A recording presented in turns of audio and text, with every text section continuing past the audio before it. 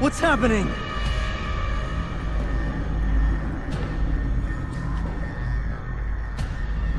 So, the student returns. I've never been one to run. Never been one to listen, either. I still live because of it. What will I do with you? Let me go. Oh, Altair. I hear the hatred in your voice. Feel its heat. Let you go? That would be unwise. Why are you doing this? I found proof. Proof of what? That nothing is true. And everything is permitted. Come. Destroy the betrayer. Send him from this world.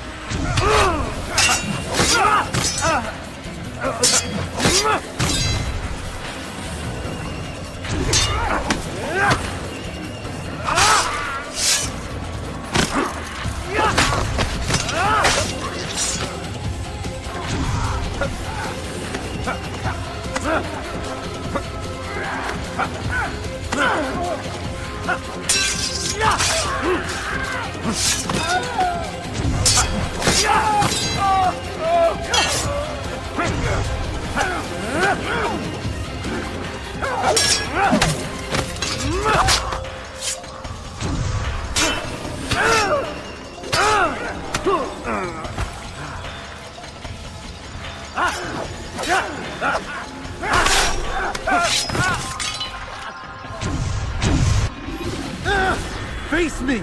Or are you afraid? I have stood before 1,000 men, all of them superior to you, and all of them dead, by my hand. I am not afraid. Prove it. What could I possibly fear? Look at the power I command.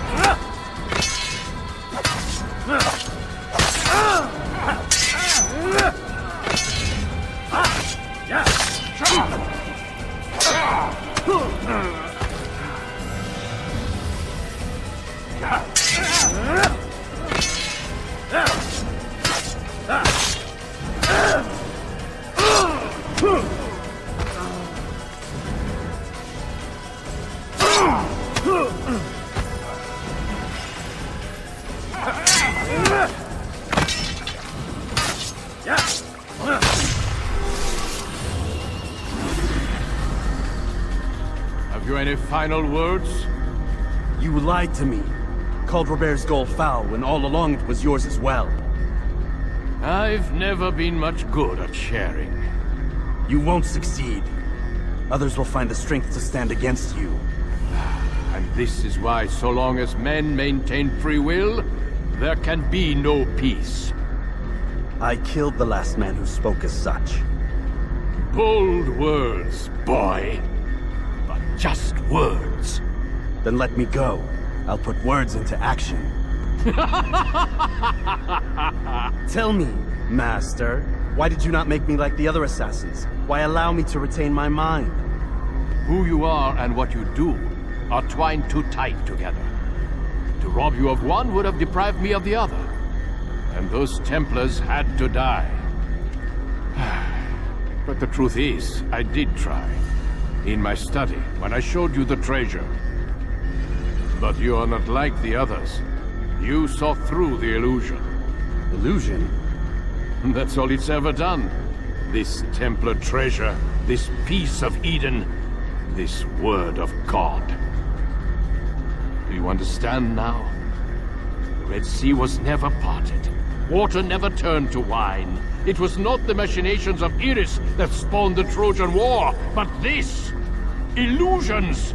All of them! What you plan is no less an illusion. To force men to follow you against their will. Is it any less real than the phantoms the Saracens and Crusaders follow now? Those craven gods who retreat from this world that men might slaughter one another in their names? They live amongst an illusion already. I'm simply giving them another. One that demands less blood. At least they choose these phantoms. Or do they? Aside from the occasional convert or heretic? It isn't right. Ah, and now logic has left you. In its place, you embrace emotion. I am disappointed. What's to be done then? You will not follow me, and I cannot compel you. And you refuse to give up this evil scheme. It seems then we are at an impasse. No, we are at an end. I will miss you, Altair. You were my very best student.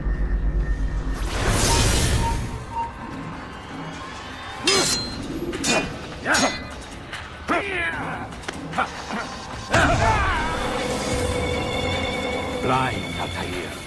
Blind is all you've ever been. All you'll ever be.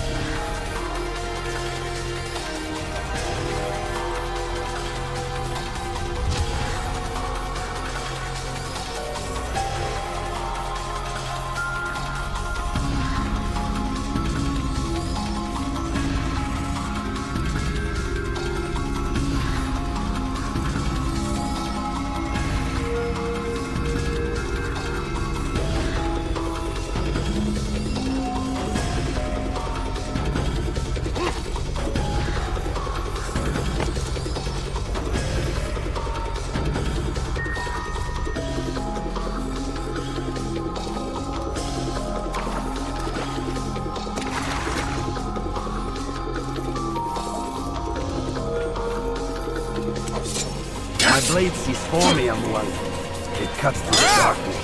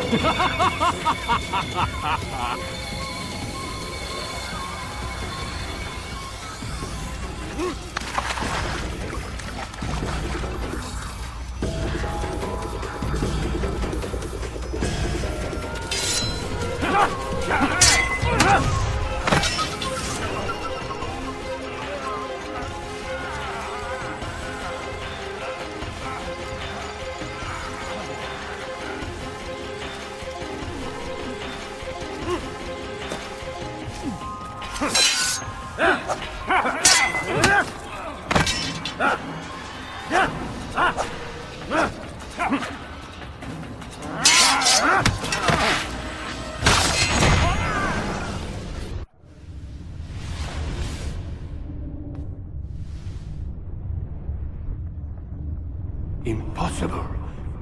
The student does not defeat the teacher. الشيء واقع مطلق بل كل ممكن. So it seems. You have won then. Go and claim your prize. You held fire in your hand, old man. It should have been destroyed. Destroy the only thing capable of ending the Crusades and creating true peace? Never. Then I will. We'll see about that.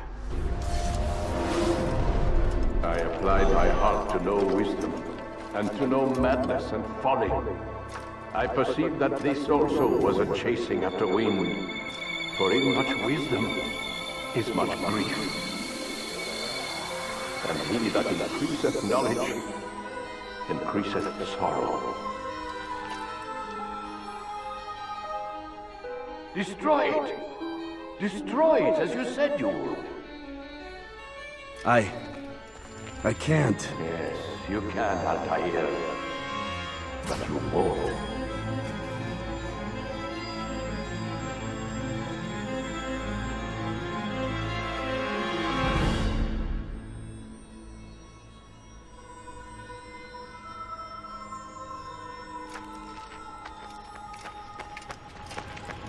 We've got it.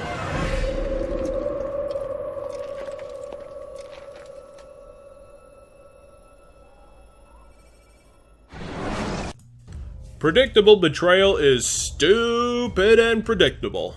Yep, the end of the game rests on Mualim suddenly deciding to brainwash the entire county of Masyaf to believe anything he says and essentially becoming human robots. I had to laugh my ass off at a point when Altair got ambushed by assassins, murdered about 9 of them, and then 5 seconds later told Malik to try and save as many as they could since their minds were not their own. Altair is a major asshole throughout his 3-game arc, and it's the funniest part of the whole series. But as they fall, Mualim is left to his own defenses, which are actually pretty good, since he's activated the Piece of Eden and trapped him in a paralysis chain. After some words are exchanged about how true peace can only be achieved with mind control, and Altair does the typical hero thing of shrugging off his whole argument, Al is somehow tricked into playing with Altair a bit more and giving him a fighting chance. First, by resurrecting all of the hit list to attack him in a pathetic manner, and then summoning 8 clones of himself to fight in the second round, which goes about as well as the hit list redux, and then continuing his showcase of amazing powers by using the Piece of Eden to simply teleport around the square and waiting for Altair to find him so that he can chop off his stupid beard while he's recoiling. This is such a bizarre final boss, filled with the potential to use ridiculous powers to kick Altair up and down the stairs, but instead boils down to a roadside beatdown with an elderly guy by the end.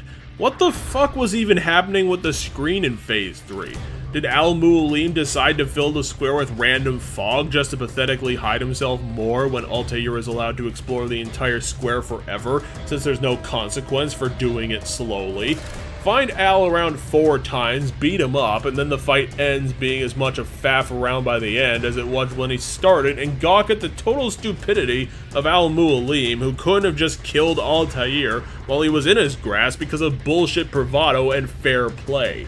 Well, it's not like this of all games was going to pull off a satisfying end, since Ubisoft is more concerned with transplanting all the exposition of what the hell's going on in Creed to be found in Creed 2 or some other game. Maybe Creed Resurrection when they run out of subtitles to use in the 49th sequel to this mess.